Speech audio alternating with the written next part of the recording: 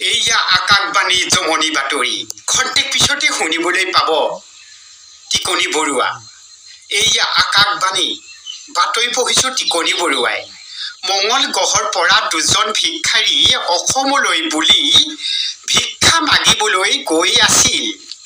হঠাতে ভিক্ষাৰ কৰি কৰি পানী পিৰাহ লাগিল। এজোপাৰ প্ৰকাণ্ডৰ বৰগছৰ তলত বহি আছিল। গছৰ ওপৰত চৰাই গুটি খাই আছিল। হঠাতে গছৰ ওপৰৰ পৰা এজন ভিক্ষাৰী মূৰত এটা বৰগছৰ গুটি পৰিল। হঠাতে বৰগছৰ গুটি পৰাত ভিক্ষাৰীজনে মূৰ ফাটি যায়। লগত থকা এজন ভিক্ষাৰীয়ে ভিক্ষাৰীজনক ওচৰৰ পশু চিকিৎসালয়ত ভৰ্তি কৰিল।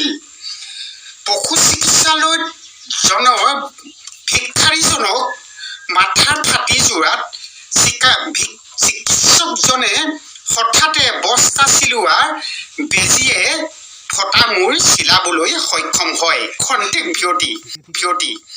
দাঁতৰ বিষ, মূৰৰ বিষ, পেটৰ বিষ কেনেকৈ সহ্য কৰো? দাঁতৰ বিষ, মূৰৰ বিষ, পেটৰ বিষ কেনেকৈ সহ্য কৰো?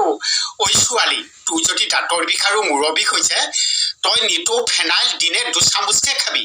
তেতিয়া তোৰ দাঁতৰ বিষ, মূৰৰ বিষ ভাল হ'ব। খন্তেক পাছত আকৌ বাতৰি মাজলৈ মই আহিছো।